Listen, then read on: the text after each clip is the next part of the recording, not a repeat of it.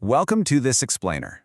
If you've ever completely frozen up on a break-even calculation the exact second a second product is introduced, well, you're absolutely in the right place.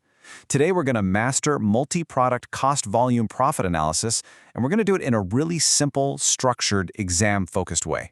We're taking one comprehensive example right from our source material and breaking it down so thoroughly that you'll actually be hoping to see these questions on test day.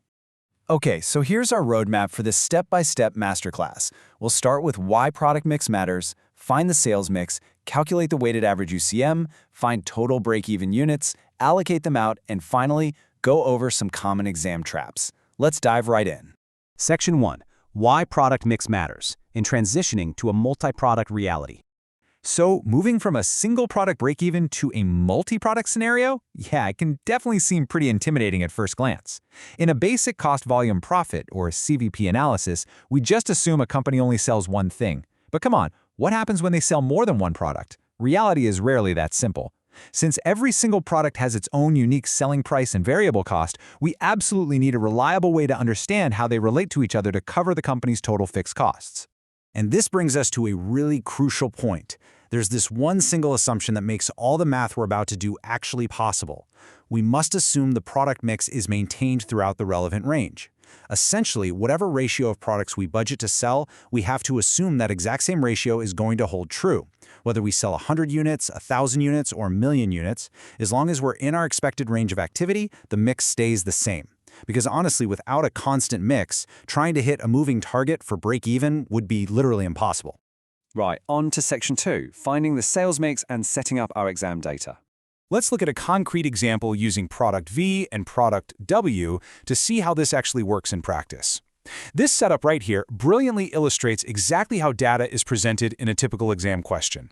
So, we've got two products. Product V sells for $10 with a $7 variable cost. Product W sells for $18 with a $14 variable cost. The manufacturer's total fixed costs are $75,000. But I want you to look closely at that bottom row. They expect to sell 6,000 units of product V and 18,000 units of product W. That's a total of 24,000 budgeted units across both. That specific row, that's the master key to unlocking this entire problem. When we visualize this sales mix, the relationship just becomes crystal clear. To find the mix, you simply divide the budgeted units for each product by the total budgeted units. So for product V, it's 6,000 divided by 24,000. That gives us exactly 25%. For product W, 18,000 divided by 24,000 leaves us with 75%.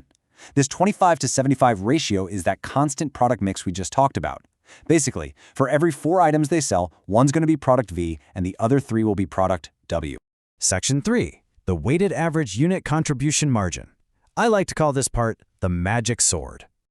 Okay, here is the exact step-by-step roadmap we're following to conquer this calculation without a hint of panic on test day. We actually just knocked out step 1, finding the sales mix. Now we're moving to step 2, finding the weighted average unit contribution margin, or WAUCM. Once we've got that in hand, step 3 is dividing our fixed costs, and step 4 is allocating the units back out. If you memorize these 4 steps, I promise you'll never get lost in a multi-product CVP question again. Let's execute step 2. First up, we need the individual unit contribution margin for each product.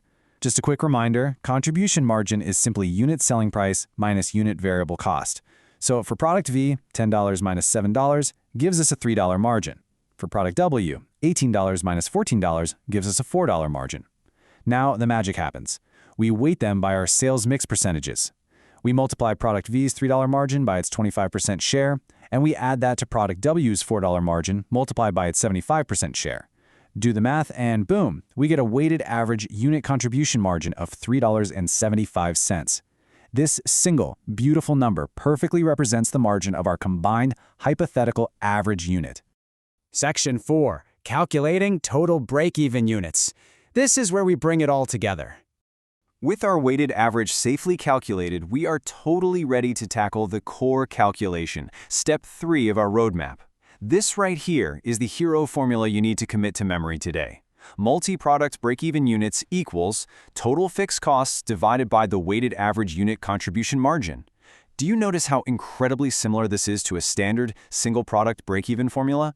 The only difference is we just swapped out the basic unit margin for our newly calculated weighted average version. It's the exact same logic, just upgraded for a multi-product reality. All right, let's plug in those numbers from our source data. We take our total fixed cost of $75,000, divide that by our $3.75 weighted average unit contribution margin, and we get exactly 20,000 total multi-product break-even units. What this means is if the company sells exactly 20,000 units in total while keeping that strict 25% and 75% mix, they are going to cover all their fixed and variable costs. Their operating income will be exactly zero. We did it! We found the break-even point! Section 5. Allocating to specific products and breaking down that total number. Now, calculating that grand total of 20,000 units feels great, right? But actually, scratch that. We aren't quite done. We still need to convert it back into product-specific unit counts to fully answer the typical exam question. This is step 4. By simply reapplying our sales mix to the total, we get our specific targets. For product V, multiply the 20,000 total units by its 25% share, which means we need to sell 5,000 units of product V. For product W, 20,000 total units times its 75% share means we need 15,000 units of product W. And a great quick check here, add 5,000 and 15,000, and it brings us right back to our 20,000 total. Perfect. Now, very often, exams won't just ask for units, they'll want the break-even point in sales dollars. Don't panic, it's super easy. To find this, we just multiply those allocated unit counts we just found by their respective selling prices. So, 5,000 units of product V at $10 each is $50,000, 15,000 units of product W at $18 each is $270,000. Add those two together, and that yields our multi-product break-even point in sales dollars, totaling a cool $320,000. It proves out our entire calculation beautifully. Finally, Section 6, Common Exam Traps. These are the major pitfalls you need to avoid on test day. Let's wrap up this explainer by playing a little defense. Keep this success tip in the back of your mind. The people writing these accounting tests are actively checking to see if you're going to take the easy way out. They know exam stress makes you rush, and they design the multiple choice options with almost evil precision to match the exact mathematical mistakes students are most likely to make. By far, the biggest trap is using a simple average, which treats all products equally, rather than using the correct weighted method we just went over. Think about it. If you simply averaged product V's $3 margin and product W's $4 margin, you'd get $350. If you divided the $75,000 fixed costs by 350, you'd end up with an incorrect break-even point of 21,429 units. Why is it wrong? Because it assumes you're selling an equal 50-50 split of product V and W. But we already established from the data that product W makes up a massive 75% of sales. You absolutely must use the weighted average of 375 to account for that real-world volume difference. Another extremely common pitfall? It's calculating that total 20,000 break-even units perfectly, celebrating your success, and just selecting 20,000 as your answer. But wait a second. The question might specifically be asking, how many units of product W must be sold to break even?